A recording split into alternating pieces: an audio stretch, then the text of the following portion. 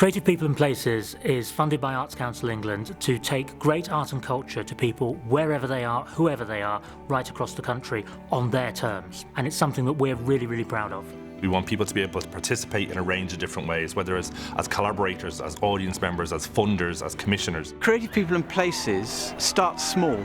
It starts in places of low arts take-up, but it can lead to very big things. And what it is to get organisations to pitch together, to build up arts capacity, build up demand, get everybody involved, and the results have been very encouraging. There's 21 projects, 21 different approaches to how to engage with an audience. That is what makes CPP unique. As a kind of linchpin of our programme, there's always local residents involved in making any commissioning decisions. It requires all of those people that are delivering programmes to think about what the barriers are to stop people getting involved in the arts, and then find a creative way of pushing those aside. It's advertised as £20 a ticket that this would have cost if it hadn't got funded, and that's out of reach for most families. Activities like this where it's free, there's no sort of penalty if your children don't like it, you can come away and that's okay. You don't feel like you've spent £160 coming to something and they're going to enjoy it. You might be more willing to say, okay, well, we'll pay a £5 or we'll pay a £10 next time to come and see something different. This is going to be a first for me, listening to music like this. These sort of things, I used to bypass them myself when I was a kid.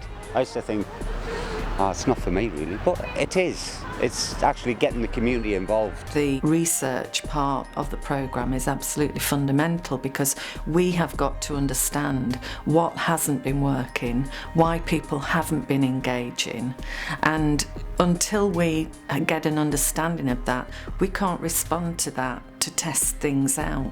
I've lived here all my life and there's not a lot that happens in Bolsover. So I just feel that if something is going to happen, it's nice for everybody to sort of have a say. When we do commissioning panels, we always have members of the community involved. We give people an opportunity not only to have a proper music festival that's well organised and well invested in their local area, but also from day one get involved and be part of it. When you come to changing people's lives in the community, that's art of itself. And the Cultural Connectors are a group of residents from Barking and Dagenham that have kind of come together to support each other, to put on artistic events, to encourage our communities to take part in more arts. If it was imposed from above, yeah, we put this there for you, you come, it's very patronising. And if people can take ownership of it, they surprise themselves what they look at and what they would visit. And people of our age, as teenagers, want to do the arts and they're told, oh, you've got no chance, then you see this, then you can prove everything wrong and you can do stuff like this. So yeah, I think it gives a good vibe. What we're trying to do with Transported is take art to where people live, where they work, where they play, where they socialise. So we're breaking down the boundaries of expecting people to go to a theatre or to a gallery. So this project is a prime example of working with our partners Elsoms about gathering history of the place that we're working in, people's stories. The essence of Creative People and Places is partnership, and more than 800 organisations have been involved so far. So whether that be a housing association or a young carers association or a particular marketplace, or working with a real range of partners in order to bring things to life. You're working in an uncharted territory, so it's impossible to go in with an idea of what's definitely going to work. If you're the sort of artist that enjoys a challenge and enjoys taking risks, then the programme is great. It's a catalyst, and we really need these sort of things since they've been here. So it brings a lot of cohesion within the borough. I can actually see that it's now starting to create some employment opportunities, and there's a real buzz that actually you can look to create a career by being creative. I mean, then long term, who knows? I mean, can actually be the catalyst for the next generation of artists. I've learned how to produce my own night, I've learned how to market myself, I've learned how to apply for funding, I've learned how I can be a sustainable artist. And now I'm programming National Poetry Day Live, which is the biggest poetry event of the year.